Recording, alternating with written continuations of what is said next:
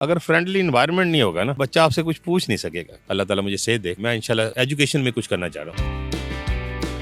ये हैं राव मोहम्मद इकबाल, जिन्हें अपने रिटायरमेंट डे पर इस कदर शाहाना प्रोटोकॉल मिला कि सारा शहर देखता रह गया। ट्रैफिक पुलिस के दस्ते ने सलामी पेश की, लोग फूल निछावर करते रहे। राव मोहम्मद इकबाल कौन है और इन्हें ये सब प्रोटोकॉल क्यों मिला, जानिए इस वीडियो में। उर्दू पॉइंट की वीडियोस देखने के लिए हमारा चैनल सब्सक्राइब कीजिए और बेल के आइकन पर क्लिक कीजिए ताकि आप हमारी तमाम आने वाली वीडियोस से बाखबर रह सकें। अस्सलाम वालेकुम नाज़रीन, उर्दू पॉइंट के साथ मैं हूं आपका मेज़बान मुज़म्मिल अशरफ। नाज़रीन, इस वक्त मेरे साथ राव मोहम्मद इकबाल साहब मौजूद हैं, जिनको अपने रिटायरमेंट डे पर एक शाहाना प्रोटोकॉल मिलता है। आइए इनसे जानते हैं उसके पीछे क्या वजह है और इनका लाइफस्टाइल कैसा है। राव साहब, सबसे पहले तो ये बताएं कैसे मिजाज हैं? अल्लाह का बड़ा शुक्र है, मैं शुक्रगुजार हूँ उर्दू पॉइंट वालों का कि जिन्होंने मुझे अप्रोच किया।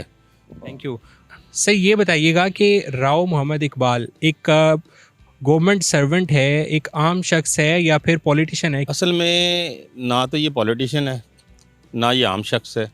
ये सिर्फ और सिर्फ ये है कि ये मुल्क से मोहब्बत करने वाला बंदा है। अगर मैं इसकी बैकग्राउंड बताऊँ ना कि ऐसा क्यों हुआ है, तो ये मैंने बहुत सारी जगहों पे मैंने इसको जो है ना ये बयान किया है कि जब मैं मैट्रिक में था तो मेरे बायो और केमिस्ट्री के टीचर जो है वो 2 साल तक मेरी क्लास में नहीं आ सके, और वो पूरे 2 साल में सिर्फ 2 दिन के लिए आए।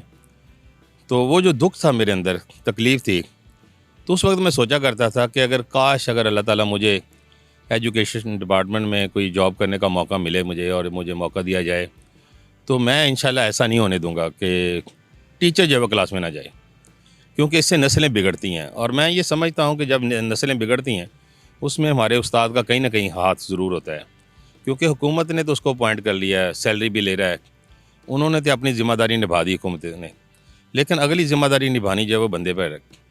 वो दिन से लेके आज तक जो है वो मैंने ये मिशन था मेरा कि मैं गरीबों के बच्चों के साथ ज़्यादती नहीं होने दूंगा।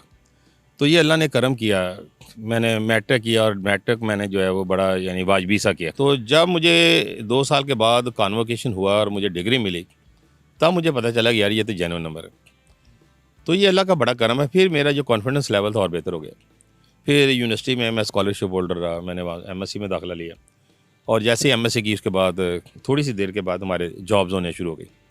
मुझे एग्रीकल्चर डिपार्टमेंट में भी जॉब मिली, नेशनल जो है हमारी सेविंग, उसमें भी मेरी सिलेक्शन हुई। तो इस तरह से 1-2 डिपार्टमेंट में और भी हुई, लेकिन मैंने उनको ज्वाइन नहीं किया। स्टेट बैंक में भी हुई, लेकिन मैंने उसको ज्वाइन नहीं किया क्योंकि उस वक्त मैं एमएससी कर रहा था। वो बीएससी लेवल पे जॉब हुई थी। As a lecturer start? मेरी सब्जेक्ट स्पेशलिस्ट ना वो लेक्चरर के बराबर थी। ये एक नई स्कीम आई थी पाकिस्तान के अंदर कि जो स्कूलिंग है वो 12 ईयर हो गई, जैसे यूरोप में है। तो एज ए लेक्चरर से प्रिंसिपल तक का सफ़र कितने अरसे में तय हुआ? ये मैंने सफ़र तय किया जी 15 साल में। तो 2 साल मैं वहाँ रहा हूँ, फिर उसके बाद मेरी ट्रांसफ़र हो गई है, फिर मैं डिस्कोट आ गया। 13 साल मैंने वहाँ पे पढ़ाया। स्टूडेंट्स के लिए आप काफ़ी स्ट्रिक्ट टीचर साहब? मैं उनके लिए सख्त भी कह लें, लेकिन मेरी ना फ्रेंडशिप बड़ी थी उनके साथ। मैं असल में ना सख्त अपनी जगह हूँ, मैं डिसिप्लिन हूँ, लेकिन मेरी दोस्ती भी है बच्चों के साथ, क्योंकि जब तक आपकी फ्रैंकनेस नहीं होगी, दोस्ती नहीं होगी ना, फ्रेंडशिप नहीं होगी, अगर फ्रेंडली इन्वायरमेंट नहीं होगा ना, तो बच्चा आपसे कुछ पूछ नहीं सकेगा, दिल की बात नहीं पूछेगा, वो हेजिटेट करेगा। राव साहब, मैं रिटायरमेंट डे के हवाले से बात करना चाहूँ आपकी। तो वो जो आपका शाहाना प्रोटोकॉल था, ट्रैफिक के दस्ते आपको घर तक छोड़ने जा रहे हैं, वकला बरादरी आप पे फूल निछावर कर रही है, तो ये सारा प्लांटेड था या क्या सीन था? नहीं सर, अगर मैं प्लांटेड करता ना जी, फिर तो शायद ये शहर ही बंद हो जाता। ये अभी मेरे ये दोस्त बैठे हुए हैं, अभी मुझे मिलने आए हुए हैं। हमारे पास बेग साहब बैठे हुए हैं, हमारे दोस्त हैं, राना रज़ाक साहब हैं ये, और बहुत सारे दोस्तों के मुझे फ़ोन आते हैं जो मीडिया पे देख के कि आपने हमें बताया क्यों नहीं है। अगर तो मैं बताता तो मेरे से तो ये कंट्रोल नहीं होना था। अगर मैं गलत नहीं हूँ तो आपने एक सिलसिला शुरू किया था स्टूडेंट्स को नाश्ता भी करवाने का फ्री में, जो स्टूडेंट आके। ऐसे था कि एक दफ़ा ऐसा हुआ कि हमने क्लासेस में देखा मैंने, तो हमारी डिस्पेंसरी भी है यहाँ पे, सहूलत है। तो अक्सर बच्चे जो है ना, वो जब असम्बली होनी ना, तो असम्बली में बच्चे जो है ना वो 2-4 मिनट के बाद गिरना शुरू हो जाते थे, और हमने उनको पकड़ना लाना, तो एनवायरनमेंट चेंज करना, वो देखना कि बीपी लो हो गया, छोटे बच्चे का बीपी लो हो गया, तो उसको ट्रीटमेंट करनी उसकी, फिर से पूछना बेटा कि आप क्या खा के आए। तो उन्होंने कहना सर आज नाश्ता नहीं किया। भी बेटा क्यों नहीं कर गया? कहते हम तो नाश्ता करते नहीं, घर में बनता नहीं है। मुझे बड़ा तकलीफ हुई, बहुत तकलीफ हुई। फिर मैंने जो है अपने दोस्त हैं हमारे, क्योंकि मैं मेंबर हूँ सैलानी वेलफेयर का, मैं सिर्फ यानी कि ना अवामी नहीं हूँ, मैं समाजी भी हूँ। मैंने उनसे मशवरा किया यार ये तो बहुत जुल्म है। उनका ही सर्वे करते हैं, हमने सर्वे किया तो हर क्लास में 8-8 10-10 बच्चे ऐसे थे जो नाश्ता नहीं करके आए थे, उनको पता नहीं है नाश्ता क्या था, इतनी गुर्बत है। फिर मैंने जो है ना उनके तावन से मैंने यहाँ पे ये सिलसिला शुरू किया। फिर लिमिट नहीं थी कि कितने बच्चों को खिलाना है। सर आप सोशलाइज्ड पर्सन हैं काफ़ी, और इतना आपको शाहाना प्रोटोकॉल मिला है, कहीं आपका सियासत में आने का तो नहीं प्लान? देखें जी, अभी तक तो मैं कुछ नहीं कह सकता। जिस तरह की सियासत चल रही है पाकिस्तान के अंदर, आप समझते हैं कि ये आसान है, ये बड़ी मुश्किल है।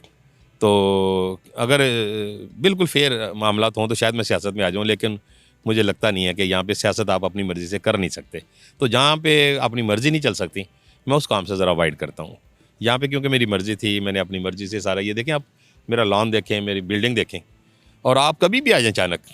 मैं नसीम सादिक साहब ने मेरा हाथ खड़ा करके कहा था कि मुझे इस जैसे लोगों पे फ़ख्र है। नसीम सादिक साहब यहाँ पे डीसीओ थे। उसने कहा ये स्कूल का आपने कर क्या दिया है? और मैंने अकेले ने अगर ये तब्दीलियाँ लाई तो मेरा मैसेज है तमाम दोस्तों को, टीचर्स को, प्रिंसिपल को, कि मेरी तरह से काम करें, ईमानदारी से काम करें, लगन से काम करें।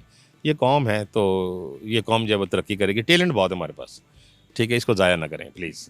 सर लास्ट में मुझे ये बताइएगा कि अभी जो आपकी रिटायरमेंट हुई है किस ग्रेड से हुई है, और अगर आप सोर्स ऑफ मोटिवेशन के लिए बताना चाहें कि आपकी 22,000 में स्टार्ट होता है, तो अभी कितनी पे थी जब आपने एंड किया है? और दूसरा ये बताइएगा कि साथ इसमें कि रिटायरमेंट के बाद आपके क्या प्लान्स हैं?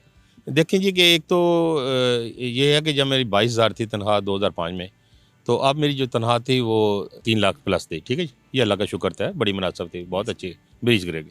और ये मेरा 20 ग्रेड जो है वो शुरू में 2020 में हुआ था।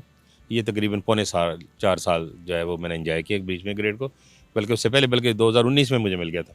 अल्लाह ताला मुझे सेहत दे, आप दुआ करें। तो मैं इंशाल्लाह एजुकेशन में कुछ करना चाह रहा हूँ। प्राइवेटली लेके चलना चाहें? जी ज़ाहिर है जी, मैं अब ज़ाहिर है सरकार तो मुझे अफोर्ड नहीं कर पाएगी ना, तो ना सरकार की कोई ऐसी पॉलिसी है कि वो रीजॉइन कराए। तो क्योंकि हमारी तो सीटें तकरीबन 1 लाख से ज़्यादा खाली हैं, तो गवर्नमेंट तो अफोर्ड नहीं कर पा रही। तो मैं समझता हूँ कि जिस तरह से ये अदारा चलाया, मैं कोशिश करूँगा कि कोई अपना अदारा जो है वो इस्टेब्लिश करूँ।